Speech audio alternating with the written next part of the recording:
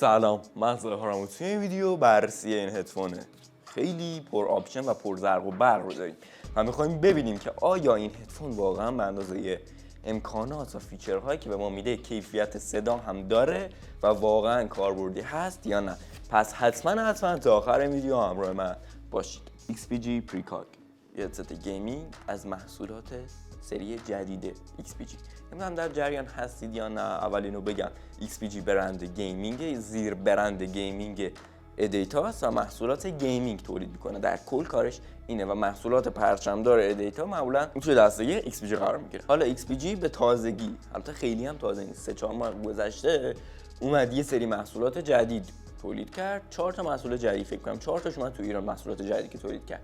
مورد اول لپتاپ XPG بود. اولین لپتاپ برند ادیتا بود که با زیر برند XPG عرضه میشد. کیبورد XPG بود، کیبورد XPG سامونر که ویدیوی بررسی اون کیبورد رو گذاشتم، از اینجا میتونید برید ویدیوش رو ببینید. و علاوه بر اون موس XPG پرایمر. اینها محصولات سری جدید ادیتا بود که این محصول یکی از اون محصولاست. اول از پکیجینگ یکم متفاوت این هدفون شروع میکنم. روی جعبه اولین چیزی که به نظرتون میخوره اینه که این در واقع جعبه نیست، این یه کیفه.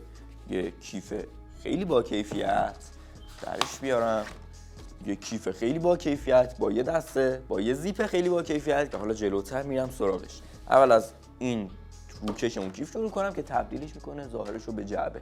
اول از همه عکس خود هدفون رو میبینید، نوشته XPG Precog گیمینگ هدست و یه سری آپشن ها رو این بغل بهش اشاره کرده. مورد اول دوال درایورز که اشاره میکنه که این هدفون توی هر کدوم سمتاش، یعنی توی هر سمت گوشیش 2 تا درایور وجود داره، در واقع 2 تا اسپیکر وجود داره که بتونه از صداهای زیر تا بم رو به ما کامل و واضح و شفاف نشون بده. من این نکته رو بگم، چیزایی که الان دارم میگم و از روی جعبش میخونم فعلا بررسی هدفون نیست و نظر شخصی خودم نیست. توی جلوتر واقعا میریم سراغ کیفیت این هدفون و بهتون میگم که چطوری. فعلا ادعاهایی که خود XPG کرده و آپشن هایی که روی جعبه نوشته رو دارم براتون میخونم. مورد بعدی که روی جعبه میبینید FPS مود این هدفون هست که حالا بهتون بازم در جلوتر توضیح میدم در چه حالتی شما میتونید، یعنی در چه صورت و شرایطی شما میتونید این FPS مود رو فعال بکنید. اما FPS مود کارش چیه؟ در واقع گیمینگ موده و کاری به FPS نداره. یعنی شما بذارید رو این مود مثلا 10 فریم FPS بیشتر نمیده،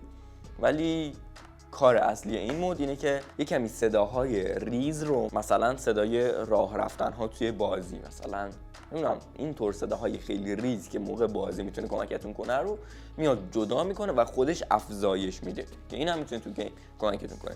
مورد بعدی Advanced ENC تکنولوژی، یعنی Electronic Noise Cancellation این هدفون که بعضیا به اشتباه فکر میکنن مال خود هدفونه. نه، این هدفون نویز کانسلیشن نداره. میکروفون این هدفون میتونه نویزهای محیط رو حذف کنه.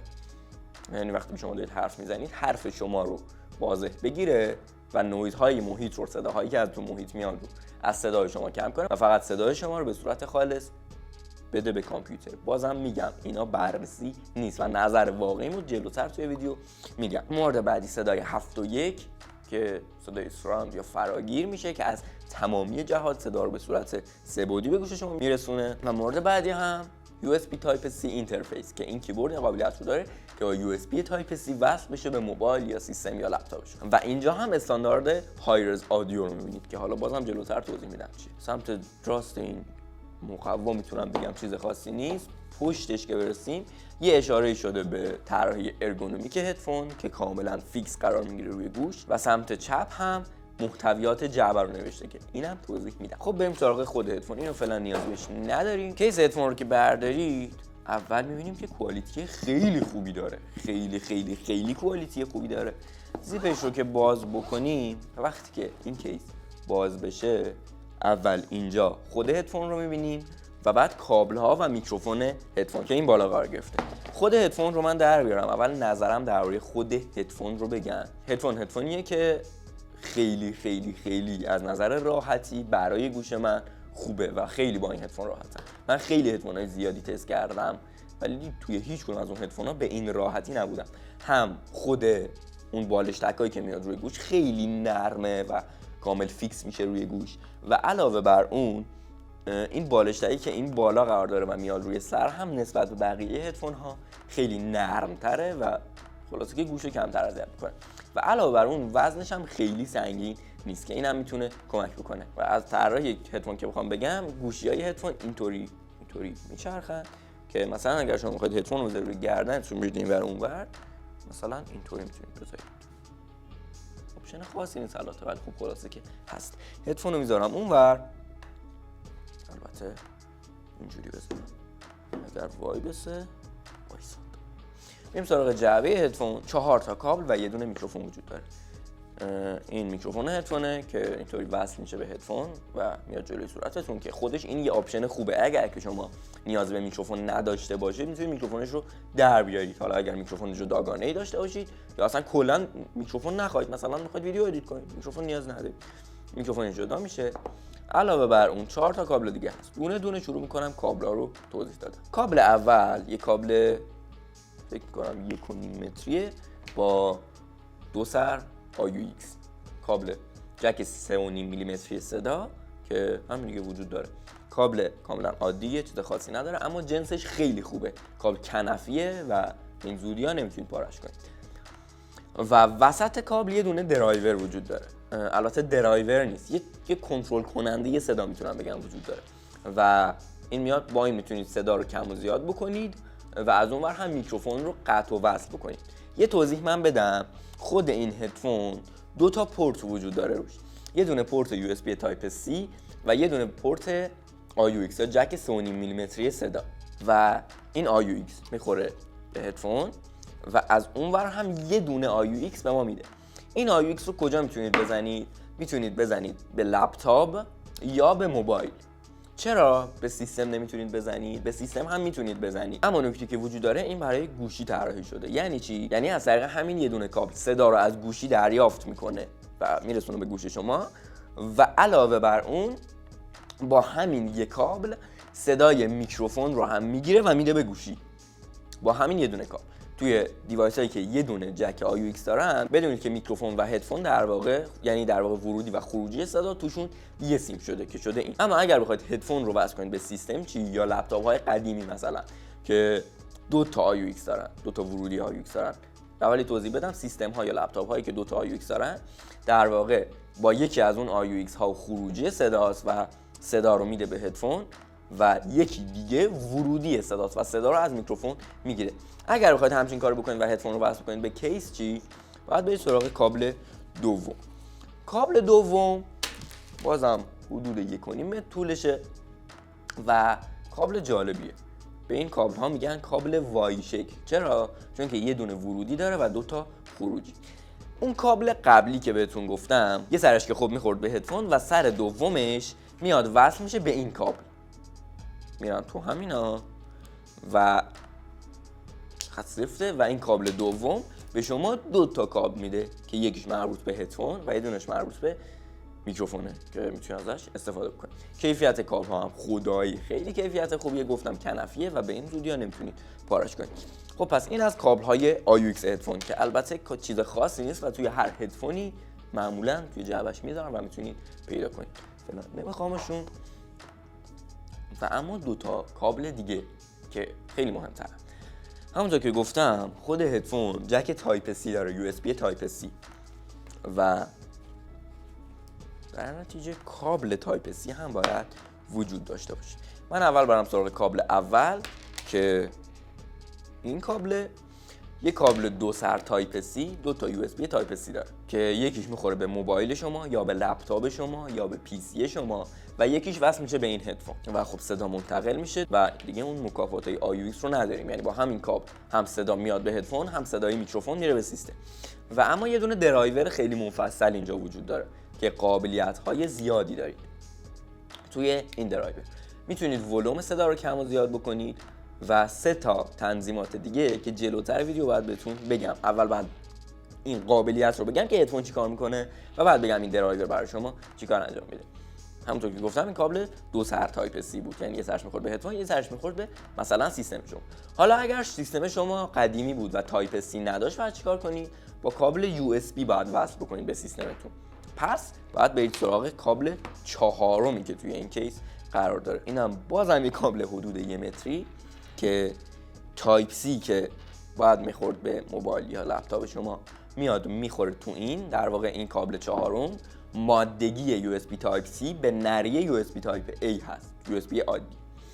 اون تایپ C قبلی میاد میخوره به این کابل و یه USB به شما میده و این USB رو وصل میکنید به سیستمتون. حالا من توضیح بدم درباره اینکه چه تفاوتی داره شما هدفون رو با AUX وصل بکنید به دستگاهتون، به دیوایستون، یا با کابل USB. اول یکم میز رو خلوت کنم. اولی توضیحی بدم درباره خود کابل AUX و کابل تایپ C، در واقع کلا کابل های USB. ببینید کابل AUX یا جک 3.5 میلیمتری صدا، اسمش روشه، برای صداه. میاد چیکار میکنه؟ کار این کابل و این پورت در کل اینه که فایل صوتی صدا رو بیاد منتقل بکنه. یعنی گوشی شما مثلا یه فیلم دارید پلی میکنی، میاد پردازش اون صدا رو انجام میده و اون صدا رو توی فرمت صدا میده بیرون با پورت AUX و بعد AUX رو شما وصل میکنید به گوشیتون، حالا یا هر دستگاه دیگه، و وصل میکنید به هدفون. و در نتیجه چه اتفاقی افتاده اینجا؟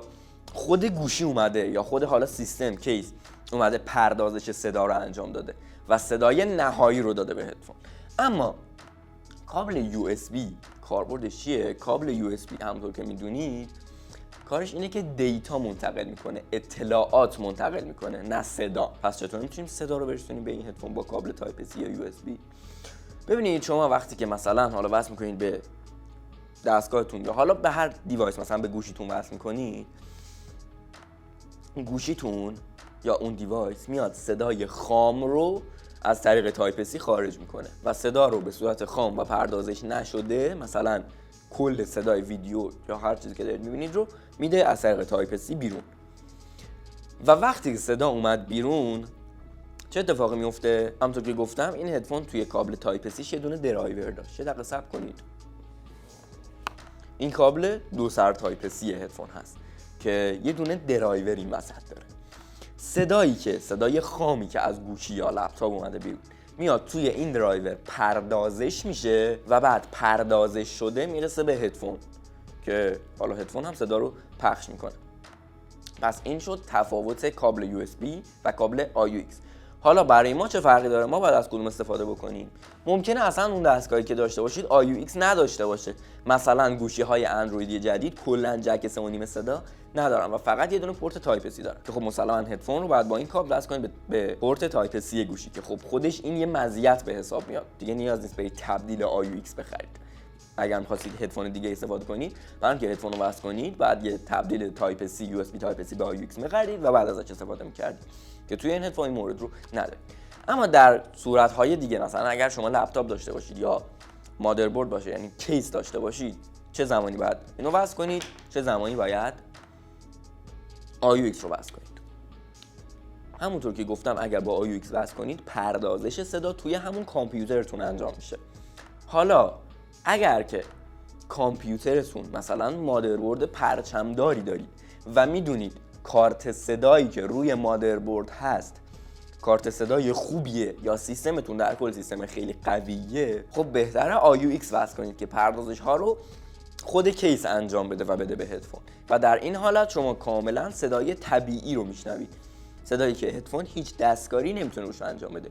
یا اگر که کارت صدایی حرفه‌ای دارید، مسلما وقتی کارت صدا دارید کارت صدا خیلی قوی تر از اون درایور انقدیه که تو خود هدفونه. در نتیجه باید با کابل AUX وصل کنید که صدا رو به صورت صدای نهایی بده به هدفون و هدفون براتون پخش کنه. اما اگر نه، یه سیستم معمولی دارید یا مادربردتون پرچمدار نیست یا لپتاپتون عادیه و کارت صدای اونقدر خفنی نداره، بهتره که هدفون رو یا با کابل تایپ C یا با اون تبدیلش با کابل USB تایپ A وصل بکنید به سیستم، چون که کارت صدا یا همون درایوری که میاد پردازش های صدا رو انجام میده توی این هدفون خیلی قوی تر از مثلا کارت صدای آنبورد عادی یه لپتاپ یا یه موبایل. پس اینم از تفاوت های تایپ C و AUX. یکم درباره قابلیت های بیشتر این هدفون صحبت کنم که بریم سراغ همون کابل تایپ C و همون آپشن هایی که گفتم روشه و جلوتر براتون توضیح میدم. این هدفون پسیو نویز کنسلینگ داره. پسیو نویز کنسلینگ چیه؟ من توضیح بدم. نویز کنسلینگ ها در کل یا اکتیون یا پسیو. وایسا تو پای نیست. وایسا.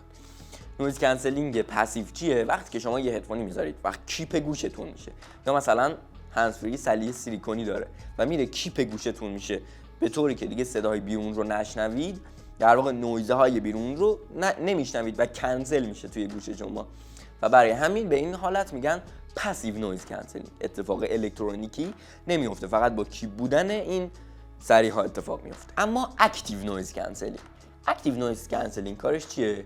شما فرض کنید هدفون رو گذاشتید توی گوشتون یا مثلا هندزفری رو و مثلا تو اتوبوسید و صدای مزاحم داره از بیرون میاد. اکتیو نویز کنسلینگ کارش اینه که با میکروفون های خارجی که داره، مثلا وقتی هدفون رو گوشتونه بیرون هدفون، یعنی یه طوری که صداهای بیرون رو دریافت بکنه، میکروفون قرار داره و اون میکروفون صداهای بیرون رو دریافت میکنه و میاد یه فرکانس برخلاف اون صداها تولید میکنه. حالا دقیقاً هم به همین سادگی و خاله بازی نیست، ولی در نهایت همچین چیزیه. فرکانسی کاملاً برعکس صدایی که از بیرون میاد تولید میکنه و این فرکانسی که تولید شده رو میفرسته توی گوش شما. حالا گوش شما همزمان هم فرکانس های سر و صدای بیرون داره بهش میرسه، هم فرکانس مخالفی که هدفون تولید کرده و به گوشتون میرسه و وقتی که این فرکانس ها با هم برسن به گوش شما، در واقع همدیگر رو خنثی میکنن و شکست فرکانسی، فکر میکنم اسمشه، اتفاق میفته و در این صورت شما هیچ صدایی دیگه نمیشنوید و صدای محیط بیرون رو نمیشنوید. البته این حالت کاملا ایدئال تکنولوژی نویز کنسلینگه. در حالت عادی و هدفون هایی که الان وجود داره قطعاً به این تمیزی این کار رو نمیکنن و مثلا صدای بیرون رو برای شما کم میکنن. به این میگن اکتیو نویز کنسلینگ. این هدفون اکتیو نویز کنسلینگ نداره، اشتباه نکنید. خود هدفونی که میذارید روی گوشتون پسیو نویز کنسلینگ داره، یعنی کاملا کیپ سر میشه و صدا رو نمیشنوید و واقعا هم همینطوره، یعنی صدای بیرون رو خیلی کمتر میشنوید در حالتی که این هدفون گوشتونه.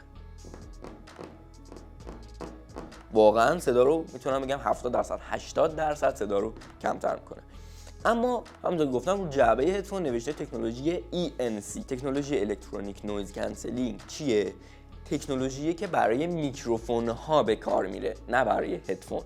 یعنی برای خروجی، وقتی که شما حرف میزنید دیوایس که میاد اون حرف رو میگیره، اون صدا رو میگیره و میده به کامپیوتر که میشه میکروفون. تکنولوژی الکترونیک نویز کنسلینگ برای این دیوایس میاد چیکار میکنه؟ این تکنولوژی توی این تکنولوژی میکروفون هایی که این تکنولوژی دارن عموما مثلا 2-3 تا میکروفونن، در واقع یه میکروفون جلوی دهن شماست و مثلا یه میکروفون مثلا اینجا، حالا مثلا تو این هدفون فکر می‌کنم رو خود هدفون کارگذاری شده و بعد صدای بیرون گرفته میشه، یعنی توسط این میکروفونی که دور از دهن شماست صدای محیط گرفته میشه و توسط میکروفونی که جلوی دهن شماست همه صداها مسلما گرفته میشه دیگه، هم صدای دهنتون و هم صدای بیرون و بعد این صدایی که گرفته میشه اون صدا ازش کم میشه. البته این چیزیه که واقعا باید اتفاق بیفته. الکترونیک نویز کنسلینگ های فیک هم وجود دارن که در واقع مثلا فیک نمیشه اسمشو گذاشت، ولی خب اون عملکرد رو ندارن. عملکردشون به این صورته که نرم افزار به صورت نرم افزاری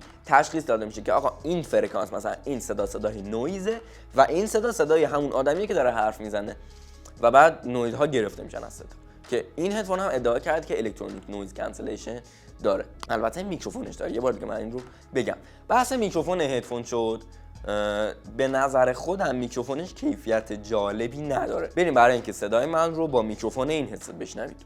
خب بریم سراغ تست میکروفون. شما الان دارید صدای من رو با این میکروفون یعنی رود وایرلس گو نسخه اول میشنوید. میکروفون یقه وایرلس با قیمت حدود 4-5 میلیون تومان و از الان دارید صدای من رو با میکروفون این هدست یعنی XBG پریکاگ میشنوید. 1 2 3 تست صدا، 1 2 3 تست صدا. الان دارم خیلی آروم صحبت میکنم. 1 2 3 تست صدا و الان دارم خیلی بلند صحبت میکنم. 1 2 3 تست صدا، 1 2 3 تست صدا. الان توی حالتی بود که ENC یا الکترونیک نویز کنسلیشن میکروفون خاموش بود. البته خب نویزی هم توی محیط وجود نداره. من بذارید یه نویز توی محیط به وجود بیارم. الان دارم میزنم روی میز و داره یه نویز توی محیط گرفته میشه و همچنان شما دارید صدای منو از این میکروفون میشنوید، میکروفون این هدست با نویزی که در محیط هست. 1 2 3 تست صدا، 1 2 3 تست صدا، 1 2 3 تست صدا. و از الان ENC این میکروفون یعنی الکترونیک نویز کنسلیشن این میکروفون روشن شد. آیا واقعا نویزهای محیط کمتر شد و این صدایی که اینجا داره میاد توسط زدن دست من روی میز کمتر داره حس میشه یا نه؟ توی کامنت ها نظرتون رو بنویسید. برگشتیم به میکروفون اصلیمون. خب برم سراغ خود هدفون. درباره میکروفونش که توضیح دادم. کیفیت صدای خود هدست در کل کیفیت صدای خوبیه، یعنی چیزی نیست که واقعا اذیتتون کنه یا توی گیم براتون مشکل ساز بشه. اگر که گیمر هستی که کاملا جواب کارتون رو میده و برای گیم کیفیت صداش خیلی خوبه، مخصوصا در حالتی که با کابل تایپ سی با درایور خودش وصل بکنید به دستگاهتون. کیفیت صدا یه کمی بیشتر میشه از حالتی که با AUX وصل بکنید، البته به دستگاه‌های عادی یعنی سیستم و لپتاپ. اگر با AUX وصل بکنید به کارت صدا که مسلماً بهترین صدا رو میتونید ازش دریافت بکنید. اما یه آپشن دیگه هم این هدست داره، مودهای مختلف برای صدا. وقتی که با کابل تایپ سی هدست رو وصل بکنید به دستگاهتون، توی همین درایوری که اینجا بهتون گفتم با این پیچ که میتونید ولوم رو کم و زیاد بکنید، یه پیچ داره میتونید ولوم رو کم و زیاد بکنید. اگر یه دونه کلیک کنید روی این میکروفون هدفون قطع و وصل میشه. علاوه بر سمت راست این درایور، یعنی اینجاش یه دونه کلید وجود داره که شما میتونید ENC یا الکترونیک نویز کانسلیشن این هدفون رو، این میکروفونش رو خاموش و روشن بکنید و سمت راستش یه دونه کلید دیگه قرار داره که میتونید LED این هدفون رو باش خاموش و روشن بکنید. اینجا رو ببینید، میتونید LED رو خاموش و روشن کنید که البته اینم بگم LED هدفون یه LED فقط قرمزه و RGB نیست که کاشکی RGB بود ولی نیست. و علاوه بر این چند کاری که گفتم با درایور میتونید بکنید، همون جلوی درایور که اون پیچ کنترل صدا هست یه دونه دکمه دیگه هم میتونم بگم هست برای تعویض مودهای هدفون.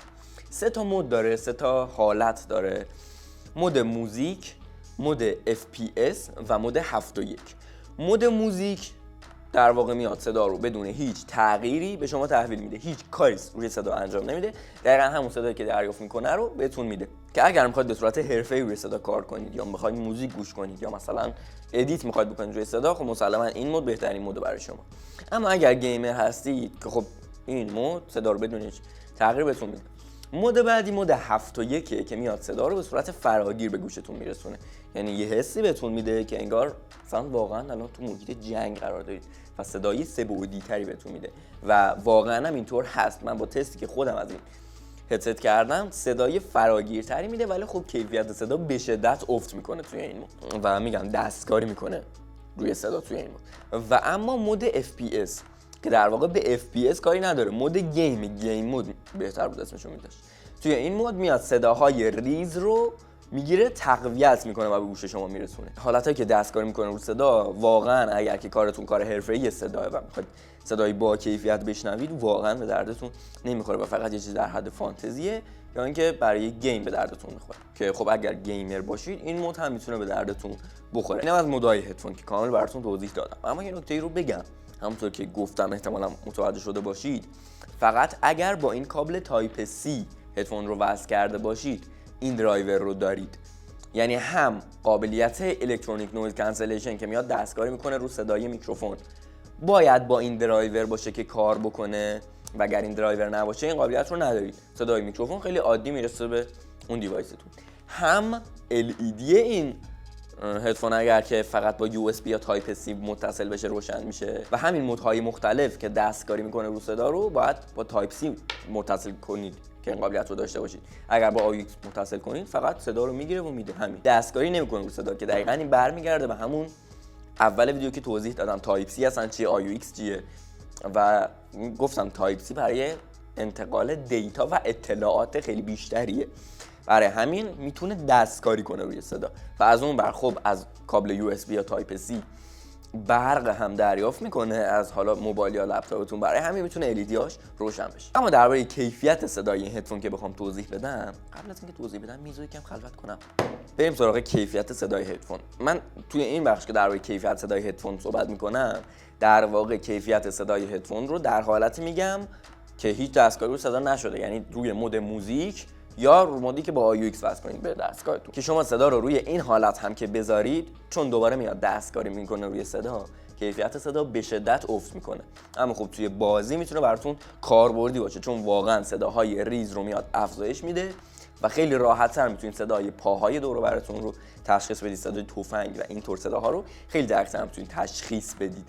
اما لذت نمیبرید از کیفیت صدا، چون توی این مود هم بازم کیفیت صدا خیلی افت میکنه. اگر بخوام صادقانه صحبت کنم، کیفیت صدای هدفون کیفیت صدای کاملا عادیه.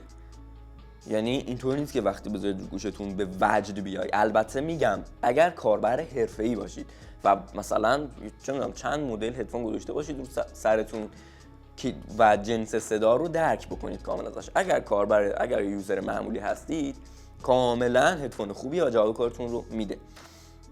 اما اگر یه کمی حرفه‌ای‌تر هستید، وقتی هدفون رو میذارید گوش سرتون یه جایی قشنگ میفهمید الان هدفون داره کم میاره و بعضی قسمت‌های صدا، بعضی فرکانس‌های صدا کامل نمیتونه به گوشتون برسونه و کیفیت خیلی خفنی نداره. اما بیس هدفون کاملا جوابتون رو میده، بیس خیلی زیادی داره، کاملا لرزش رو حس میکنید، میکوبه و اینطوری هم نیست که وقتی بیس بزنه نمیدونم صدای پاره شدن اسپیکرش شنیدید یا نه، صدای خر خر کردن بده، اونطوری نیست. یعنی در این حد نمیتونم بگم خیلی بده کیفیت صداش، ولی عالی هم نیست در حد 3-4 میلیونی که شما دارید پول میدید. با 3-4 میلیون تومان اگر فقط برای کیفیت صدا بخواید برید هدفون بخرید، هدفون خیلی بهتری بهتون میدن. اما خب با آپشن هایی که این هدفون داره میارزه. همین این بود از بررسی این هدفون. اگر بخوام یه جمع‌بندی بکنم، کیفیت صداش در حد 3-4 میلیون تومان نیست. یعنی اگر فقط تمرکزتون روی کیفیت صداست هم خواهید هدفون بخرید، این هدفون رو پیشنهاد نمی‌کنم. اما با قابلیت هایی که داره، با RGB که داره، درایوری که داره، مودهای مختلفی که مخصوصا برای بازی داره و میتونه کمکتون بکنه توی بازی، صدای 7.1 که بهتون میده، درسته صدا کیفیتش افت میکنه اما برای بازی خیلی خوبه و حس خیلی خوبی بهتون منتقل میکنه. میکروفونی که داره و قابل جدا شدن هست، این خیلی مهمه که میکروفونش قابل جدا شدن باشه. راحتی استفاده‌ای که داره توی گوش، هم خیلی نرمه، هم خیلی سبکه، هم کنار هم بالاش. کیف خیلی خفنی که داره و اینکه حالا توی کیف جا داره برای 4 تا دونه کابل کامل و یه دونه میکروفون. کابل هایی که داره، اینکه 4 تا کابل اصلا وجود داره، با این کیفیت کابل ها کنفی، با اینقدر خفن، با این درایورهای مختلف، باعث میشه که این هدفون ارزش خرید پیدا کنه و من توصیهش بکنم برای خرید. اما اگر فقط کارتون کیفیت صدا نباشه و تمرکزتون روی کیفیت صدا نباشه. مرسی که تا آخر این ویدیو همراه من بودین. اگر که هر سوالی یا نظری درباره این ویدیو داشتی یا هر سوالی درباره هدفون داشتی توی کامنت ها بنویسید، حتما جوابتون رو میدم. و علاوه بر اون سابسکرایب چنل یادتون نره که ویدیوهای خیلی خیلی خیلی خفنی تو راهه و لایک ویدیو رو هم که بکوبید، زنگوله چنل رو هم فعال کنید. مرسی، خداحافظ.